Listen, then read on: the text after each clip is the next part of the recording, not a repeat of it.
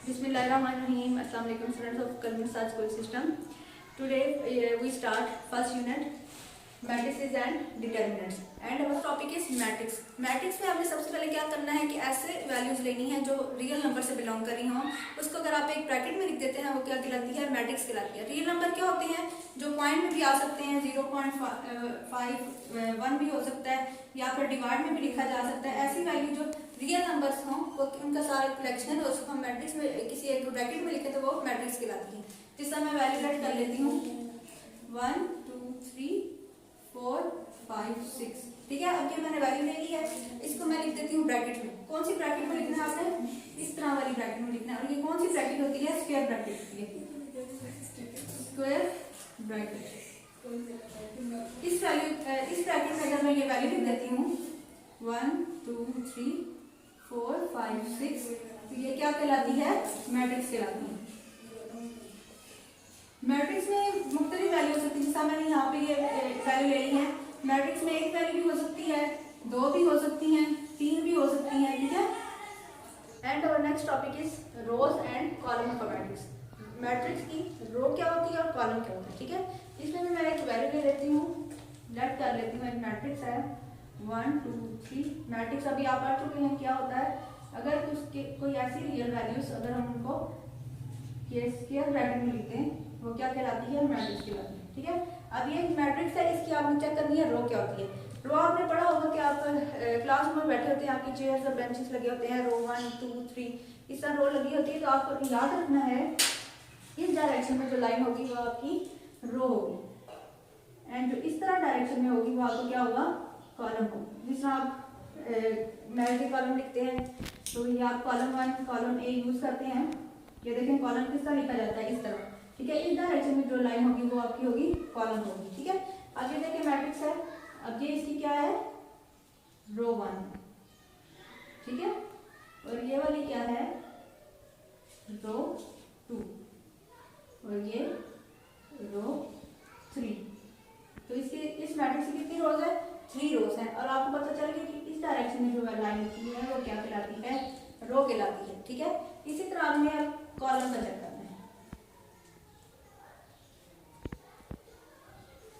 ये मैंने मैट्रिक्स ले लिया। अब ये देखें मैंने आपको कॉलम बताया है किस डायरेक्शन में होना चाहिए? इस डायरेक्शन में होना चाहिए। ठीक है, आपका आ जाएगा C1 C2 C1 C2 मतलब कॉलम 1 एंड 2, और R1 R2 क्या है? ये रो 1 रो 2 रो 3 है। ठीक है, अब ये आ जाएगा C3। इसके कितने कॉलम है? 3 कॉलम्स है। ठीक है, and our next topic is order of a matrix. Order क्या होता है मैट्रिक्स का? ठीक है, अब मैं इसके लिए भी एक लेट कर लेती हूँ, एक मैट्रिक्स जो हमने पीछे लेट की थी टॉपिक में, उसी तरह मैं लेट कर लेती हूँ। ठीक है, ये मैंने लेट कर ली है। अब देखिए मैंने आपको बताया था कि रो किस डायरेक्शन वाली है? इस डायरेक्शन वाली रो है। ठीक है, अब आपने क्या करना है, इसको मैं हाईलाइट कर देती हूँ। ठीक है, ये क्या है? इसकी रो 1, ये इसकी क्या है? रो 2 और ये है इसकी रो 3। ठीक है, अब आपने करना क्या है? सबसे पहले आपने ये रोज लिखती है। पहले मैं इसको फार्मूला लिख देती हूँ। ऑर्डर ऑफ अ मैट्रिक्स, इसका फार्मूला है m dash by dash n। ठीक है, इधर जो m है ना उसको आपने लिखना है वो ये रो है। ठीक है, और n है यहाँ पे है कॉलम। ठीक है, m से जो आपने m की जगह लिखना है वो रो है, और यहाँ पे जो n की जगह लिखना है आपने कॉलम्स लिखनी है। ठीक है, अब ये देखिए कितनी रोज है इसकी? 3 रोज है 1 2 3। तो आपने n की जगह लिख देना है 3। ठीक है, डैश बाय डैश। इसी तरह जगह आप चेक करेंगे कॉलम, इसी मैट्रिक्स के ऊपर आपने चेक करना है। ठीक है, ये आ जाएगा C1, ये है C2 और ये है C3। इसके देखिए कितने कॉलम है? 1 2 3। तो ये वाले भी इसके कॉलम भी 3 हैं, तो अब यहाँ पे n की जगह आप लिख देंगे 3। ठीक है, तो इस मैट्रिक्स का ऑर्डर क्या आ गया है? 3/3। ठीक है, चलिए मैं मैट्रिक्स ले लेती हूँ ये। ठीक है, 1 2 3 4। ठीक है, इसके लिए भी आपने वही फार्मूला यूज करना है, ऑर्डर ऑफ मैट्रिक्स। ये भी इसका फार्मूला m/n। ठीक है, ये है रो और ये वाला है कॉलम के लिए, ठीक है। ये आप देखेंगे आप उसी तरह, ये है इसकी R1, ये है R2, ठीक है। कितनी रोज हो गई है 1 और 2, तो आपने n की जगह लिख देना है 2, डैश बाय डैश इस तरह हो जाएगा।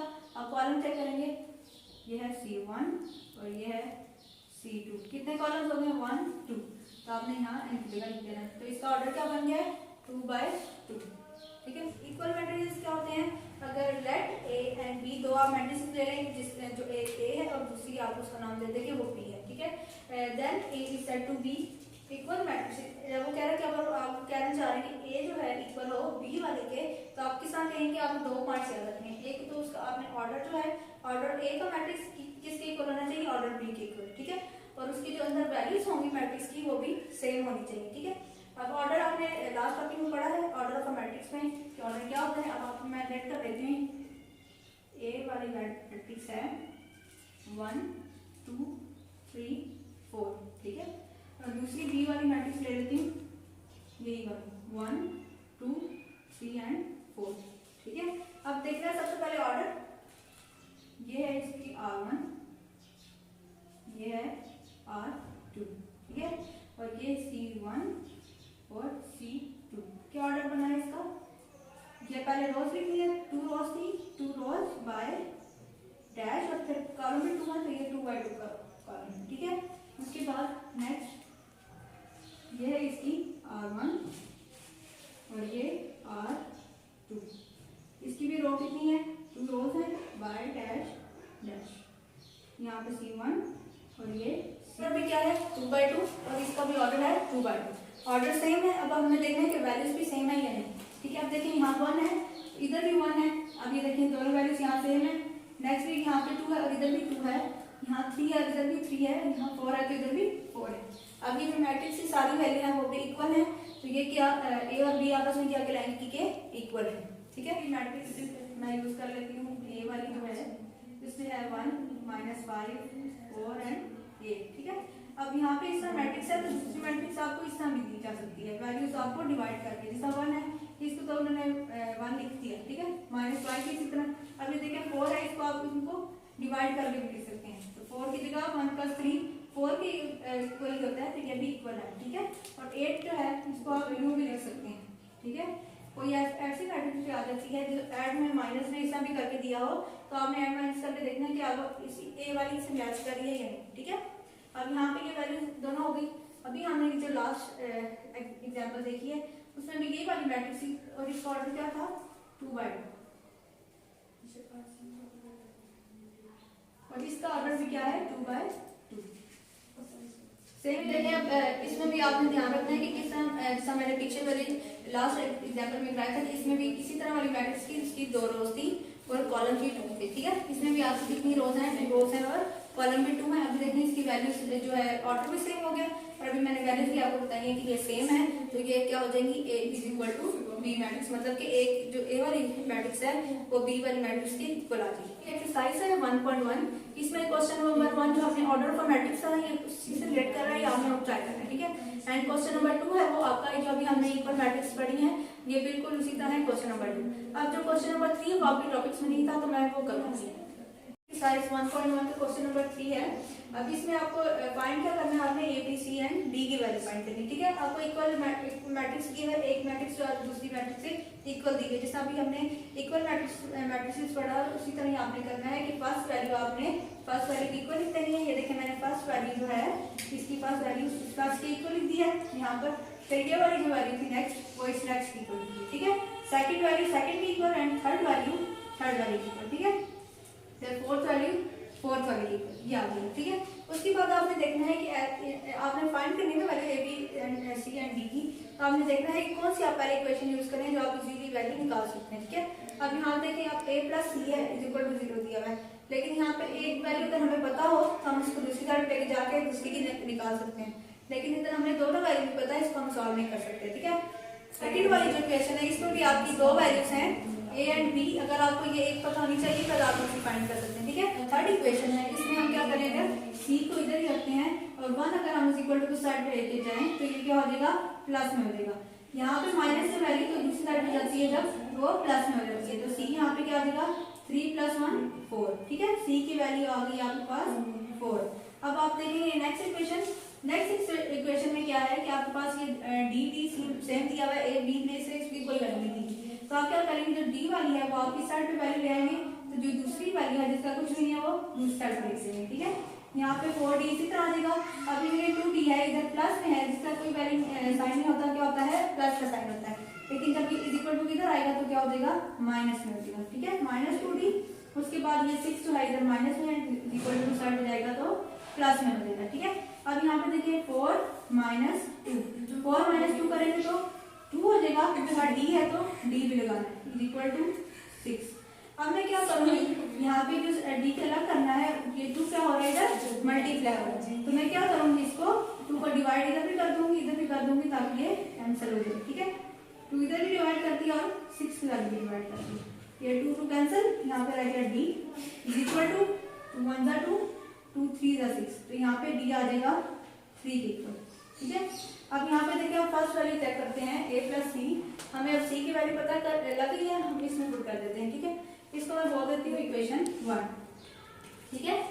Put value of c = 4, c = 4 in equation 1, in equation 1, ठीक है। अब देखिए a वाली वैल्यू इसी तरह रहेगी, प्लस भी इसी तरह रहेगा, c की जगह क्या आ जाएगा, c की जगह जो 4 है वो हम पुट कर देंगे, ठीक है, = 0।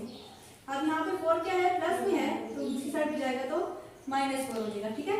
तो ये a की वैल्यू आपके हमारे पास आ गई है -4। अब ये देखिए a की वैल्यू हमारे पास आ गई है, हम पुट कर देते हैं, इसमें इक्वेशन 2 बोल देती हूँ, value of a in equation 2।